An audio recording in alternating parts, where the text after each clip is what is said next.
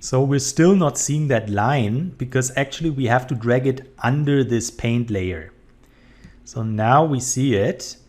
And now that I'm looking at it, I want to first of all hide our scope. Let's just isolate the revolver. Also gonna hide the flashlight. So I'm thinking I want to break up the edgeware into 3 parts.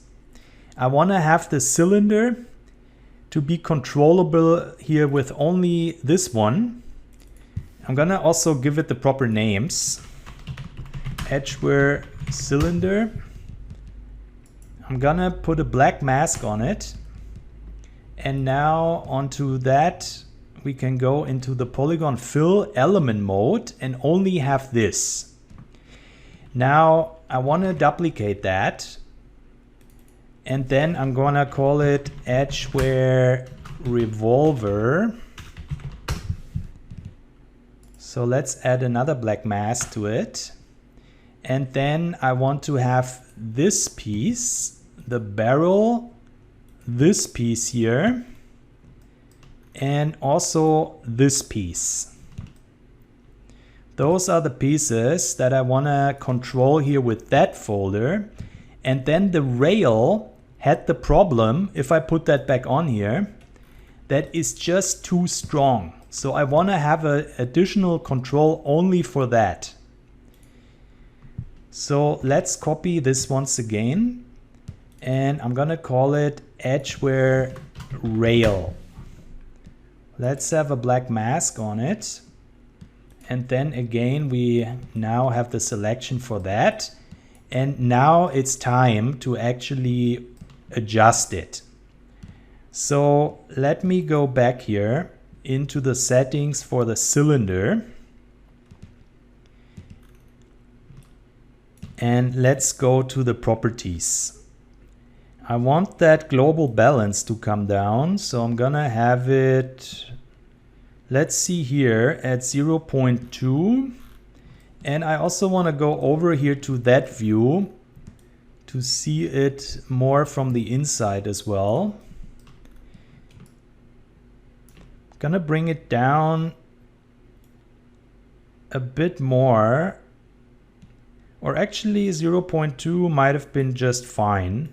But what we can do is go to the brush pattern, and by increasing that, we add a bit more randomness here to it.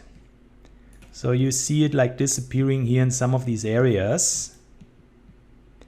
But other than that, I think this looks great here for that.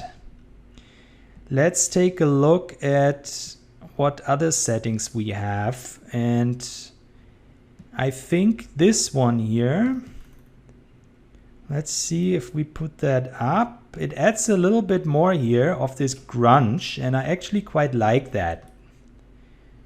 So I'm gonna have that up a bit. Question is, do we need that sharpen layer? And I think I'm actually gonna disable it. So now we have the cylinder. Let's go to the revolver settings. Let's also go here to the mask editor. And then let's start here with our global balance once again. And I want that to come down quite a bit. So maybe I'm gonna leave it here at 0.09.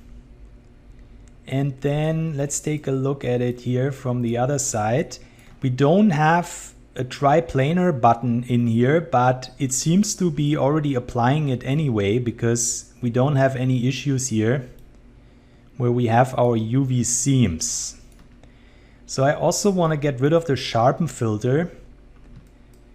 I don't think we need that. And then let's take a look here at these settings where we have the brush pattern, which is sort of like working like a mask for that grunge. So just another look around here. And I think overall, this is looking better as it did before. It was a bit too strong overall. Let's see here for the global balance. Maybe I'll put it a bit up. 0.12. And now I'm thinking it might be a bit too strong here in this part. So I'm gonna go back to this mask here. And then with our mesh select, if we put that to a black, we can get rid of it. And then we're gonna add it here to the rail. So let's go to the rail and let's add this here. And then also let's go over here and let's bring that down quite a bit here for the rail because it was just too strong before. So I'm gonna put it all the way down here to 0.03. And then with our brush pattern, we can further do a bit of mask work here to it. And you know what? We don't need the paint here on that, but we can reuse it to further get rid of it here in some areas where I actually don't want it to be. So I'm gonna get rid of it here. It looks a bit too strange here, that padding. Or not strange, but it's just not necessary to have it here on this element so much.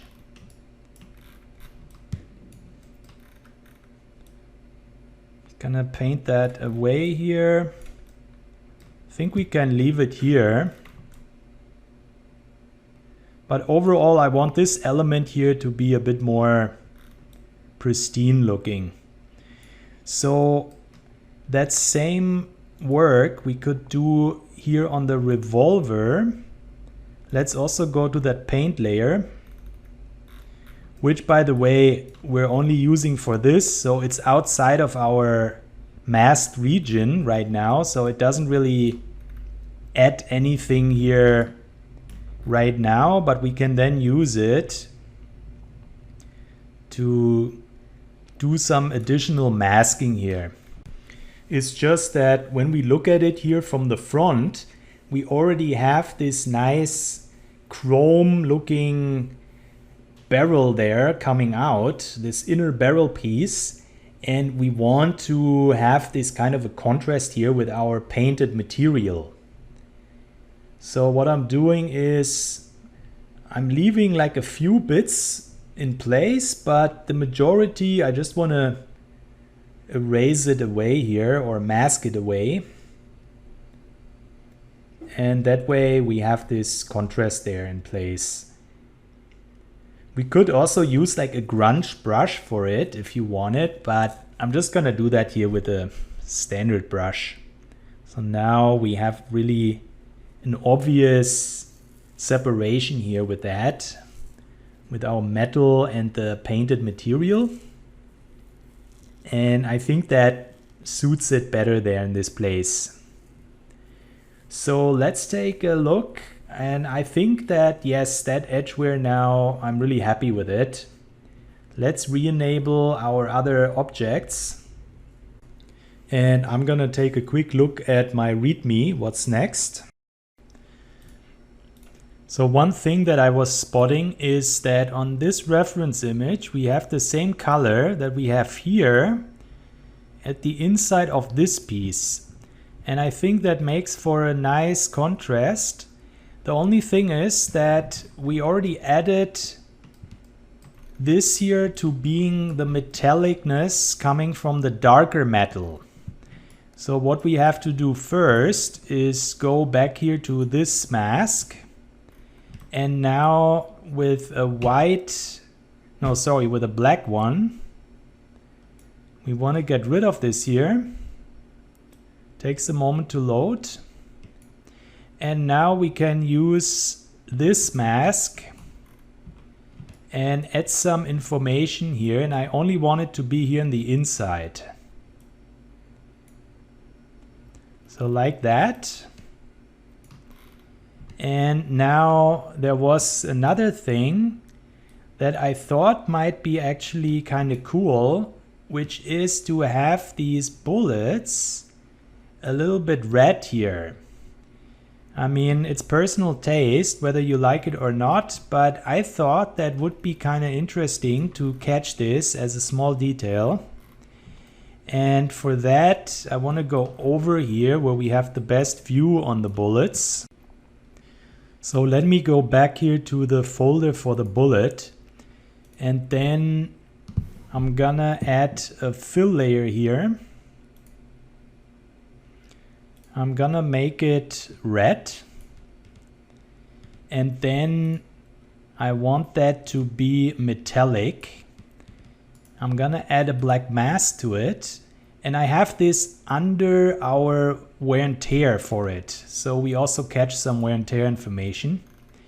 And now let's select here with a UV selection this piece, and that's all there is to it. So another thing is that I changed my mind on having this black caps here on the bullet, because think of it, if we look at the gun from that angle, it's just not as interesting to have like dark on dark material here as if we disable that and we get that kind of a look here. This is just more appealing to look at, even if it looks cool if we look at the bullet like this here to have it, but I mean, it's again personal choice. I'm gonna actually not have it. And another thing that I wanted to do is increase the roughness. Wait, let me think about that. Maybe a slight bit here for the casings to make it a bit more glossy. Let me just double check something here on our metallicness. Just want to make sure everything is metallic, and yes, so everything is working fine, and I think that little red detail, I'm quite liking it. So as you can see, I already checked off everything that we fixed. There's just one more thing left. The final thing before we are done, at least as far as I'm concerned. You can always go ahead, try out different styles, different colors. And for me, I noticed that the oil that we have put in place here, especially if we look at our roughness, is very strong here. It almost covers the whole region here and also here. And this is actually not what I intended. So I want to go back here to our oil, and that's in our wear and tear folder. And let's see what happens if we put the dust on top of our oil as we had it originally. That already fixes it a bit. But I also want to go into the settings and let's see what we can do here.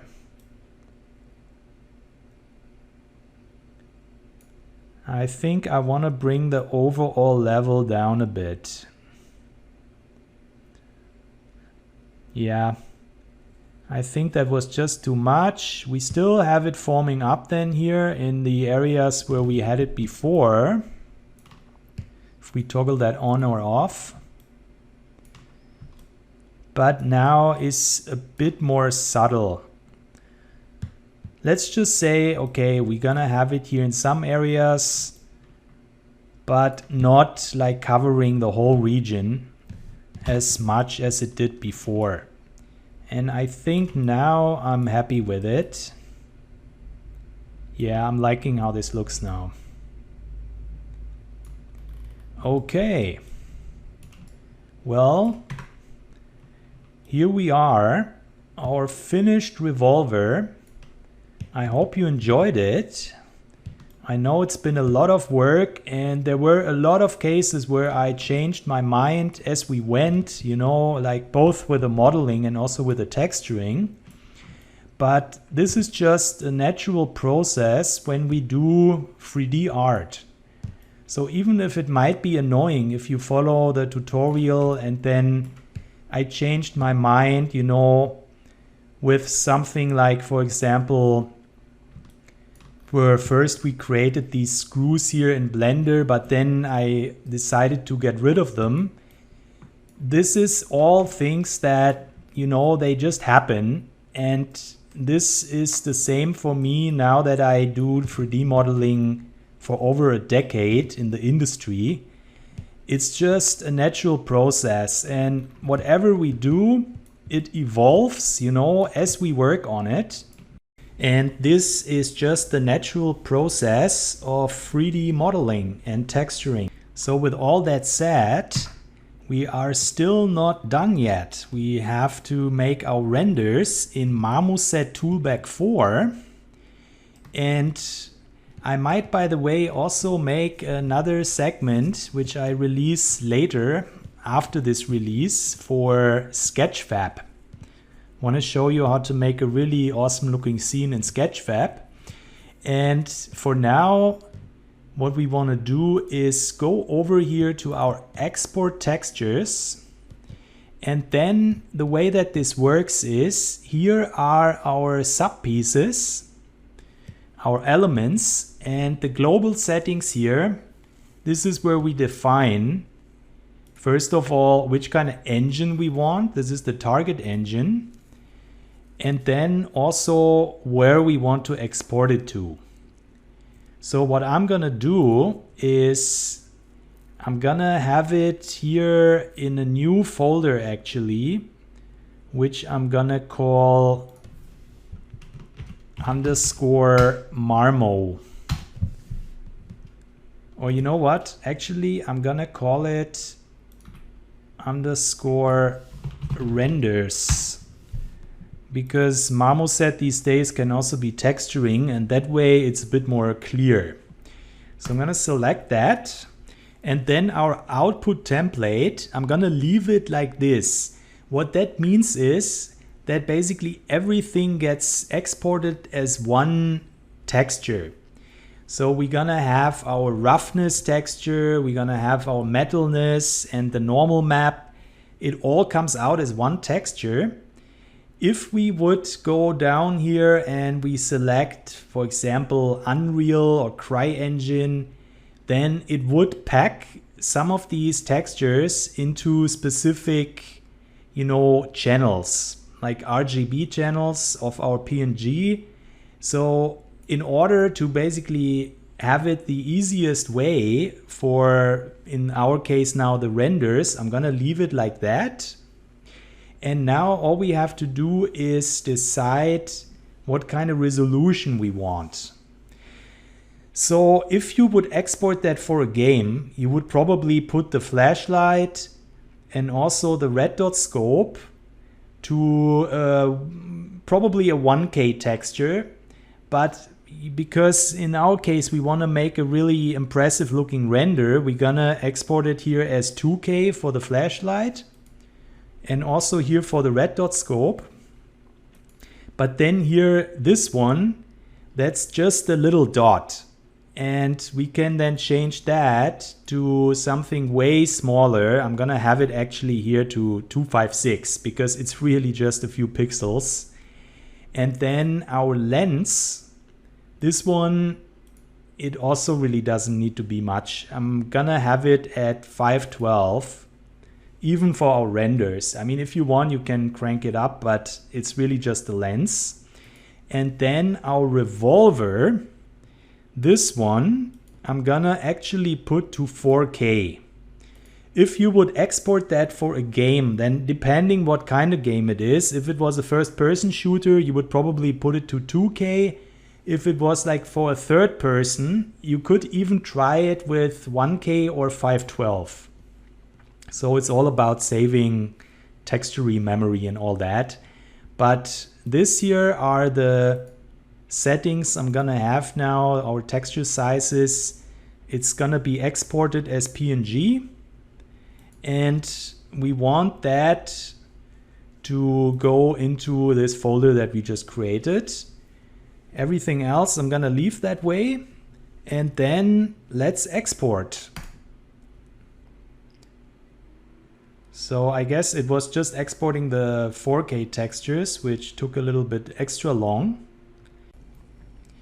So once this is done, we get the option to save our settings. And that way, if you save your Substance Painter scene and you want to re-export something, it will remember all the settings that we put and also the directories.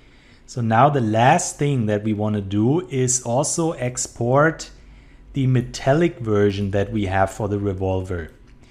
And all we have to do is disable our painted layers, these two here for the cylinder and the body. And then let's re-enable our metal base. And now the only thing that is a bit of a problem is the wear and tear is now way too strong because of our metallic surface. So unless you want that kind of a look, what I want to do is go back to the wear and tear folder and I want to duplicate it, hide the one that we have for our painted version. Maybe we can also call it that, global wear and tear paint, and then global wear and tear metal. And then we can fine tune that here a bit more. The main responsible actor here for this strong look is the dirt. So I'm gonna bring that global balance down quite a bit. Maybe here 0.25. And then it's already looking better now, but let's see for the dust. The dust, I'm gonna also bring that down a bit. And then we have this oil, which I think I'm gonna disable entirely because we already have a lot of gloss on it anyway and we don't need more gloss. So now let's go down to that metal base here and let's have another look, because it already comes with some wear and tear by its own. And this is this dirt here. And now that I'm thinking about it, maybe we can also make that a little bit less as it was. So I'm gonna have it here to 0.22. I don't mind how it looks here, but it's a bit more subtle now. Let's take a look at it here. Maybe a little bit more again. 0.3 for that. And another thing is that earlier I put the brightness up a bit here for it, but I'm thinking I want to turn it back down a bit. So I'm gonna have it like this here. And now we have a nice metallic version here. We even get a little bit here from the edge wear that we still have on top.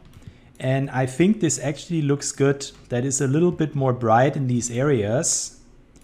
So we could also disable that, but I think that makes it a bit more interesting here.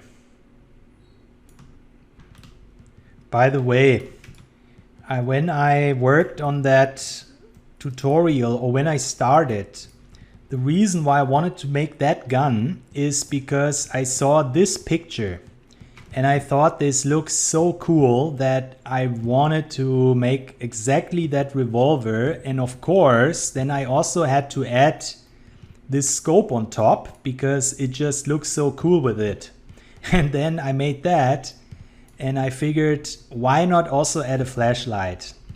And this is why these tutorials always take me so long, because then I'm starting to get all these ideas and it just takes a very long time to finish. But I hope you like it and I think it was worth it. I'm definitely very happy with this tutorial and I can't wait to hear what you guys think about it. So now let's go back here to our texture export settings for that. It still remembers the folder, but now we can disable everything aside from the revolver. And I want to now actually go to the global settings, and I'm gonna make a subfolder here where we already have the textures, and I'm gonna call it Revolver Metal. Select this folder, and then we still have it set to 4K. So let's just export it again. And essentially that is the tutorial then. We're gonna be making some killer render as the next thing in Marmoset Toolbag 4. And like I was saying, or I'm not sure if I said it, but I was thinking to also make a Sketchfab tutorial at some point to show you how to make a nice scene there. Sketchfab recently got bought by Epic, and it's been around for a few years. I have most of my weapons also on Sketchfab, and it's a very nice way to present your 3D art in a 3D viewer that you can look at in the browser. So this is it. In that case, I'm not gonna save the settings. So now we have all our textures exported. Let's make some really nice looking renders in the next chapter. I'll see you there.